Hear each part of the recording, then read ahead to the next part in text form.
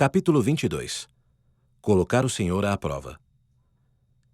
Após a dedicação do templo, Joseph se regozijou na esperança e boa vontade que pairavam sobre Kirtland. Os santos testemunharam muitas demonstrações de dons espirituais durante a primavera de 1836. Muitos viram hostes de anjos vestidos de branco radiante em pé sobre o telhado do templo, e algumas pessoas se perguntavam se o milênio havia começado. Joseph podia ver as bênçãos do Senhor em todos os lugares.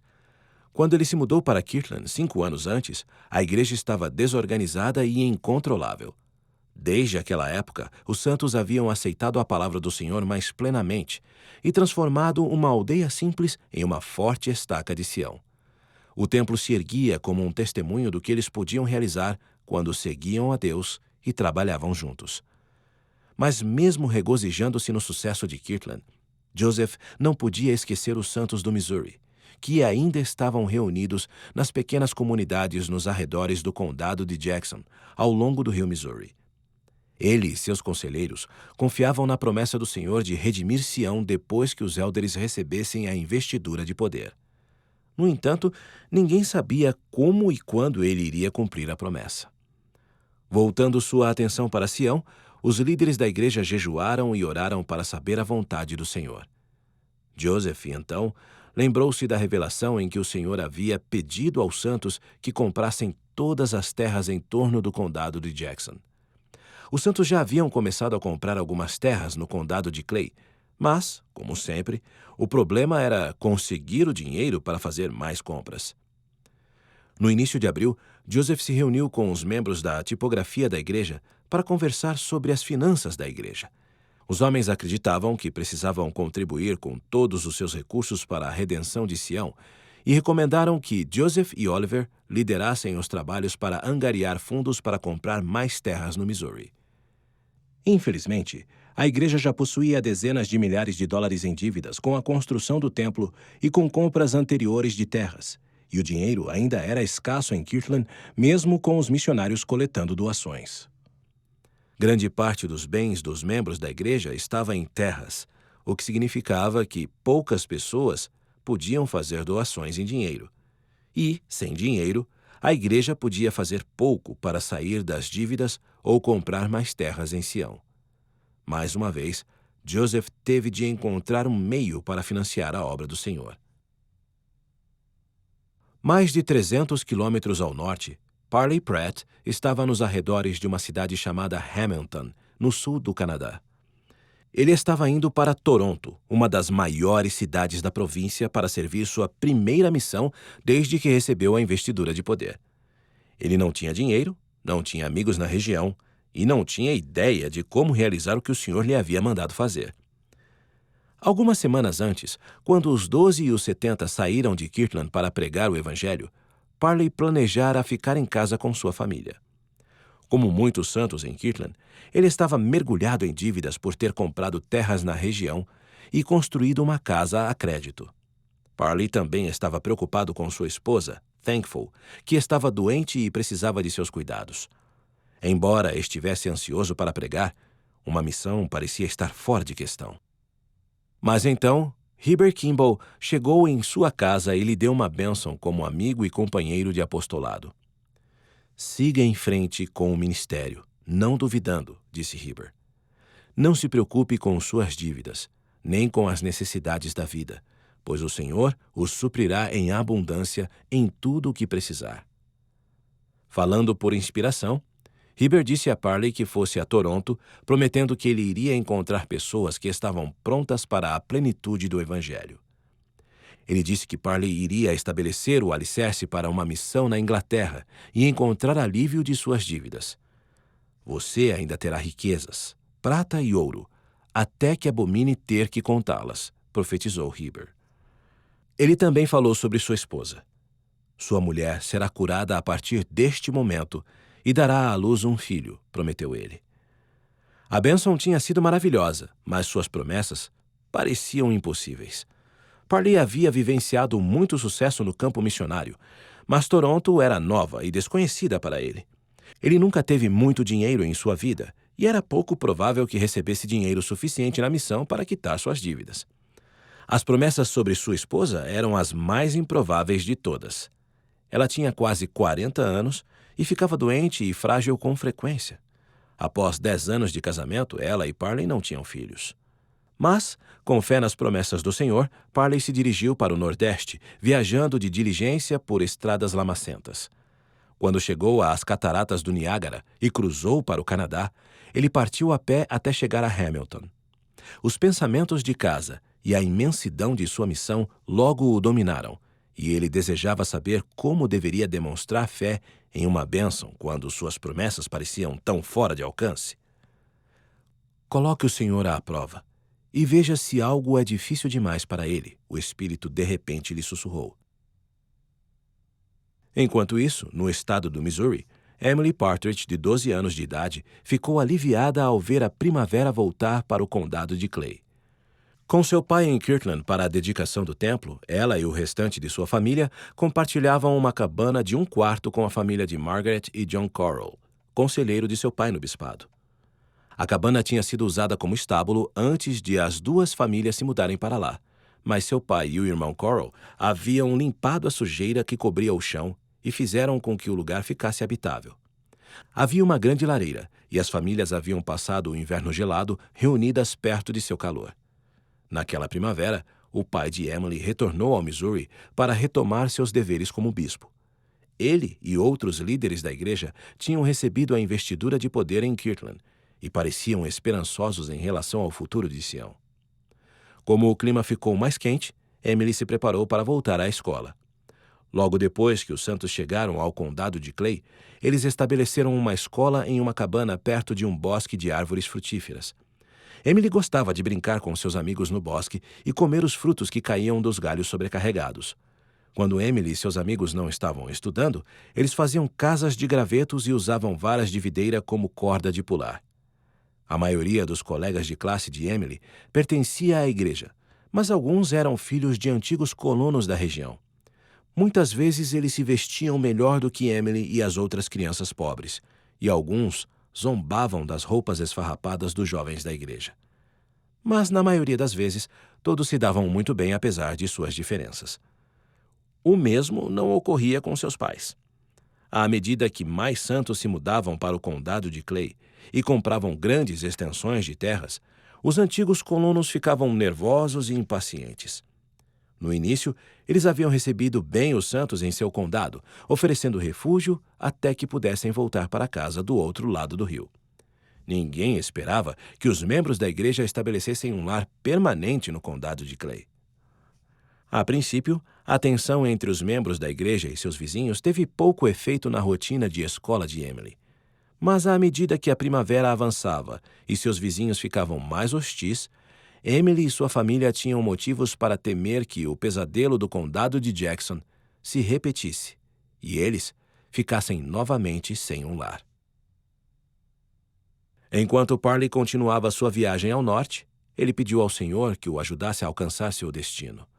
Pouco tempo depois, ele conheceu um homem que lhe deu $10 e uma carta de apresentação para alguém em Toronto chamado John Taylor. Parley usou o dinheiro para comprar uma passagem em um navio a vapor para a cidade e chegou à casa de Taylor logo depois.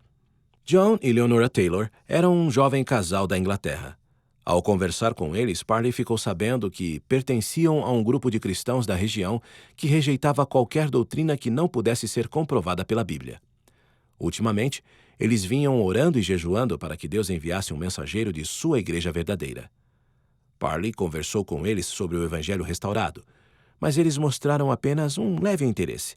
Na manhã seguinte, ele deixou sua mala com o casal Taylor e se apresentou aos clérigos da cidade na esperança de que lhe deixassem pregar para suas congregações.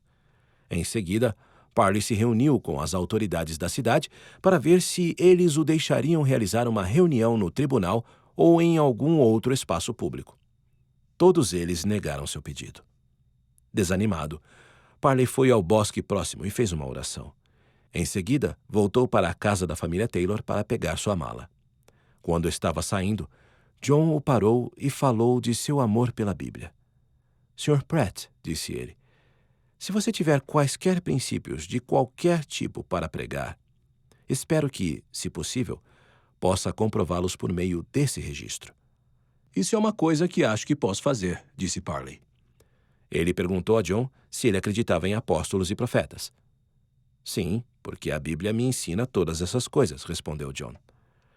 Ensinamos o batismo em nome de Jesus Cristo para a remissão dos pecados e a imposição de mãos para o dom do Espírito Santo, disse Parley. E Joseph Smith, o livro de Mormon e algumas de suas novas revelações? John perguntou. Parley testificou que Joseph Smith era um homem honesto e um profeta de Deus. Ele disse: quanto ao livro de Mormon, posso prestar um testemunho tão forte desse livro quanto você pode sobre a autenticidade da Bíblia.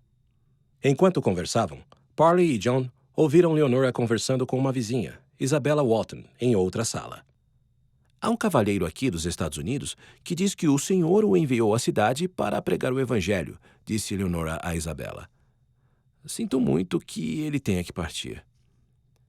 Diga ao estrangeiro que ele é bem-vindo à minha casa, disse Isabella. Tenho um quarto de hóspedes e comida em abundância. Ela também tinha espaço onde ele poderia pregar para seus amigos e parentes naquela noite. Sinto pelo Espírito que ele é um homem enviado pelo Senhor com uma mensagem que nos fará bem, disse ela. Depois de sua conversa com Parley, John Taylor começou a ler o livro de Mormon e a comparar seus ensinamentos com a Bíblia. Ele havia estudado as doutrinas das outras igrejas antes, mas encontrou algo convincente no livro de Mormon e nos princípios que Parley lhe ensinou. Tudo era claro e consistente com a palavra de Deus. John logo apresentou Parley a seus amigos. Ele disse: aqui está um homem vindo em resposta às nossas orações, e ele diz que o Senhor estabeleceu a verdadeira igreja. Você vai ser Mormon? Perguntou-lhe alguém. Não sei, respondeu John. Vou estudar e orar para que o Senhor me ajude. Se houver verdade nisso, aceitarei, mas se houver algum erro, não vou querer nada com isso. Pouco tempo depois, ele e Parley viajaram para uma vila agrícola próxima, onde moravam os parentes de Isabella Walton. O amigo de John, Joseph Fielding, também morava lá com suas irmãs, Mercy e Mary. Eles também eram da Inglaterra e tinham opiniões religiosas semelhantes às da família Taylor. Enquanto John e Parley iam à casa dos Fielding, eles viram Mercy e Mary correrem para a casa do vizinho. O irmão delas saiu e cumprimentou os homens com frieza. Disse que desejava que eles não tivessem vindo. Suas irmãs e muitas outras pessoas na cidade não queriam ouvi-los pregar. Por que ele se opõe ao mormonismo? Parley perguntou. Não sei, disse Joseph. O nome tem um som desprezível. Ele disse que não estavam buscando novas revelações ou qualquer doutrina que contestasse os ensinamentos da Bíblia. Ah, se isso for tudo, logo seus preconceitos se dissiparão, disse Parley. Ele pediu a Joseph que chamasse suas irmãs de volta para casa. Ele sabia que haveria uma reunião religiosa na vila naquela noite e ele queria pregar nessa reunião. Jantaremos com vocês e iremos juntos para a reunião, disse Parley.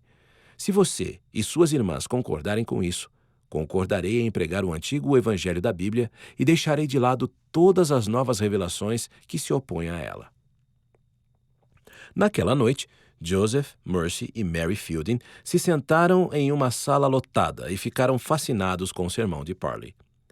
Nada do que ele disse sobre o evangelho restaurado ou o livro de Mormon contrariava os ensinamentos da Bíblia. Logo depois, Parley batizou a família Taylor, a família Fielding e pessoas suficientes na região para organizar um ramo. As promessas do Senhor na bênção de Heber haviam começado a ser cumpridas e Parley estava ansioso para voltar para casa e para sua esposa. Ele ainda tinha algumas dívidas e precisava ganhar o dinheiro para pagá-las. Quando Parley partiu para Kirtland, ele apertou a mão de seus novos amigos. Cada um deles colocou dinheiro na palma de sua mão, que somava várias centenas de dólares. Foi o suficiente para pagar suas dívidas mais urgentes. Quando Parley chegou a Kirtland, ele viu que Thankful estava saudável, o cumprimento de outra das promessas do Senhor. Depois de quitar algumas dívidas, Parley reuniu folhetos e exemplares do livro de Mormon e voltou ao Canadá a fim de continuar sua missão, desta vez trazendo sua mulher com ele. A viagem cansou Thankful, e quando os membros da igreja no Canadá viram sua fragilidade, eles duvidaram que ela fosse forte o suficiente para dar à luz ao filho prometido na bênção de Parley. Logo depois, no entanto, Parley e Thankful estavam esperando seu primeiro filho. Enquanto a família Pratt estava fora, seus amigos Caroline e Jonathan Crosby alugaram a casa deles em Kirtland. Os Crosby eram um jovem casal que havia se mudado para Kirtland alguns meses antes da dedicação do templo. Eles se reuniam frequentemente com os amigos para adorar, cantar hinos ou fazer uma refeição juntos. Com o templo concluído, mais santos estavam se mudando para Kirtland. Havia muitas terras na região, mas grande parte delas não era explorada. Os santos se apressaram para construir mais casas, muitas vezes a crédito, porque não havia muito dinheiro na comunidade. Mas não conseguiam construir rápido o suficiente para acomodar os recém-chegados. Então as famílias que já estavam estabelecidas frequentemente abriam sua casa para essas pessoas ou alugavam quartos vagos. Como a moradia na cidade estava ficando mais escassa, John Boyton, um dos apóstolos, procurou os Crosby para alugar a casa da família Pratt para a família dele.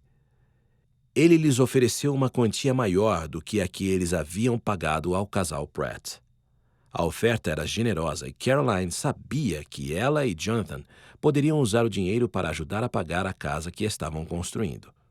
Mas eles gostavam de morar sozinhos, e Caroline agora estava grávida de seu primeiro filho.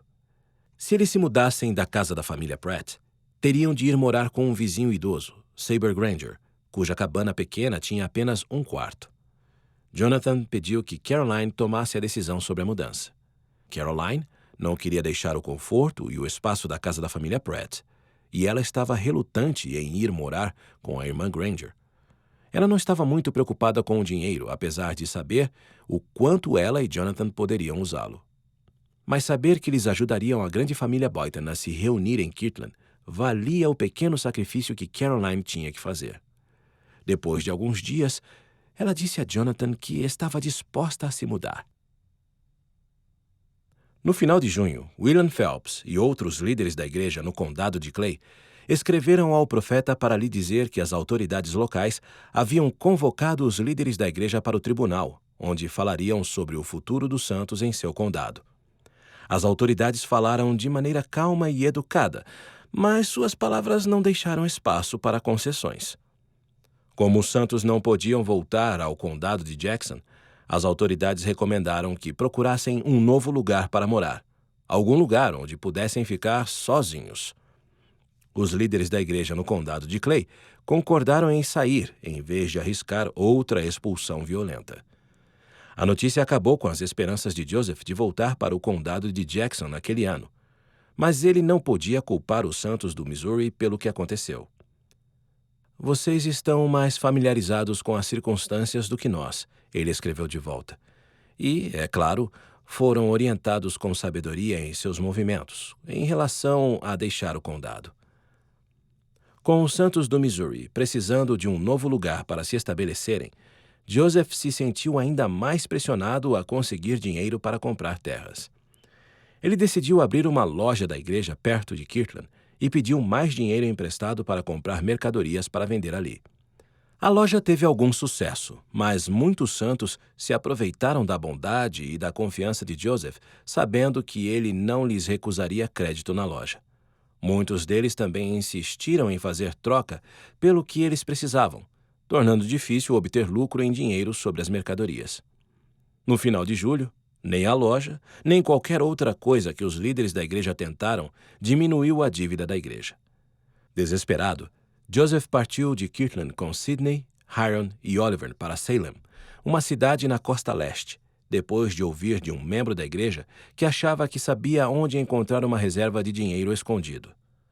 Nenhum dinheiro foi encontrado quando chegaram na cidade, e Joseph buscou a orientação do Senhor. Eu, o Senhor vosso Deus, não estou descontente com sua vinda nesta viagem, apesar de vossa insensatez. Não vos preocupeis com vossas dívidas, porque vos darei poder para pagá-las. Não vos preocupeis com Sião, porque serei misericordioso com ela.